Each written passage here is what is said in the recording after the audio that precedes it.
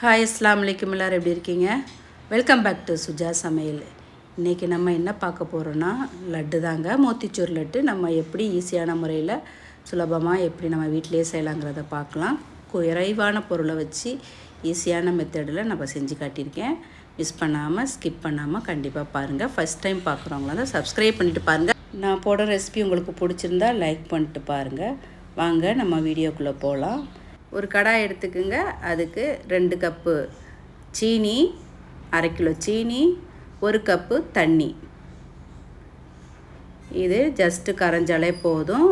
பாகுபதம் 2 கம்பி 3 கம்பிலாம் தேவையில்லை. இது கூட ஃபுட் கலரு ஒரு பிஞ்சு.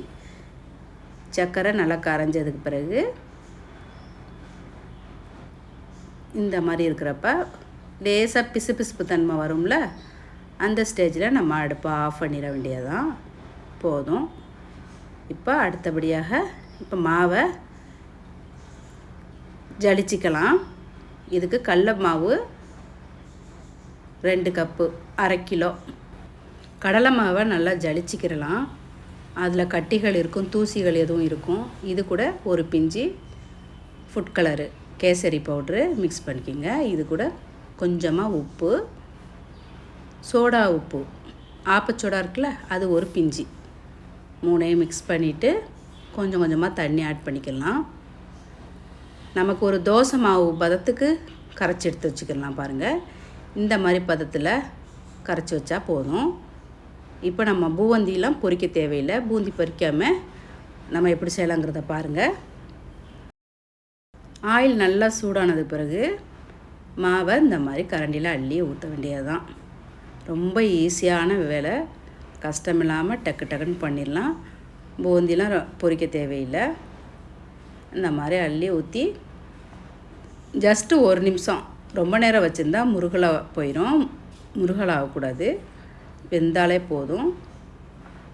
ஹை ஃப்ளேம்லேயும் லோ ஃப்ளேம்லேயும் மாறி மாறி நம்ம வச்சுக்கிறணும். அடுப்பை நல்லா சூடான பிறகு தான் நம்ம மாவை சேர்த்துக்கணும்.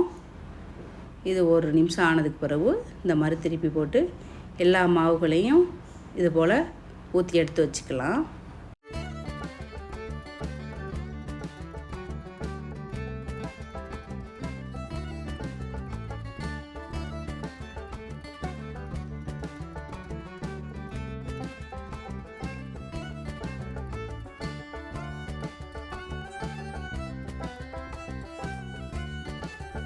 ஓகே, இப்போ நம்ம எல்லாமே பொரித்து எடுத்து வச்சாச்சு. கொஞ்சம் நேரம் ஆறட்டும். இதை மிக்ஸி ஜாரில் ஆறின பிறகு பொடி பண்ணிக்கலாம். ரொம்ப ஈஸியான ஒரு ரெசிபி தாங்க. டக்குன்னு ஒரு 20லேருந்து 30 நிமிஷத்துக்குள்ளே நமக்கு சூப்பர் லட்டு கிடச்சிரும்.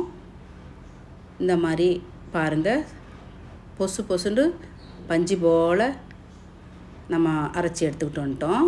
இப்படி எல்லாத்தையுமே பொடி பண்ணிவிட்டு இந்த சீனி பாகில், சர்க்கரை பாகில் நல்லா மிக்ஸ் பண்ண வேண்டியதுதான். இது கூட ஏலக்காய் பொடி வாசத்துக்கு போடுங்க. நல்லா மிக்ஸ் பண்ணுங்கள்.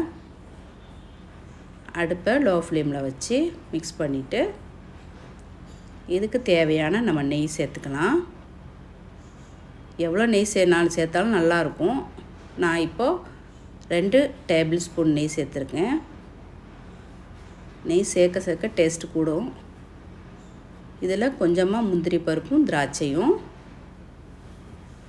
நீங்கள் வறுத்து போட்டாலும் சரி, சும்மாவே சேர்த்தாலும் சரி, அவ்வளோதாங்க. இதை கொஞ்சம் திக்காகட்டும், நெய்யெல்லாம் உருகி திக்காகட்டும். அவ்வளோதான் நமக்கு. இப்போ இதை நல்லா ஆற விடுறது தான். ஆற விட்டு உருண்டை பிடிக்க வேண்டியதுதான்.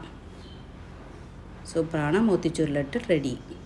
ஓகே, இப்போ நல்லா ஆறிடுச்சு. நல்லா ஆறக்கூடாது, அதாவது நமக்கு வெது வெதுப்பாக இருக்கணும். கைக்கு உருண்டை பிடிக்கிற அளவுக்கு ஆறினா போதும். அதில் இன்னும் 2 டேபிள் ஸ்பூன் நெய் சேர்த்து நல்லா ஃபுல்லாக பரத்தி விட்டு நமக்கு கைக்கு சூடாக அப்போ தான் நல்லா பிடிக்க வரும்.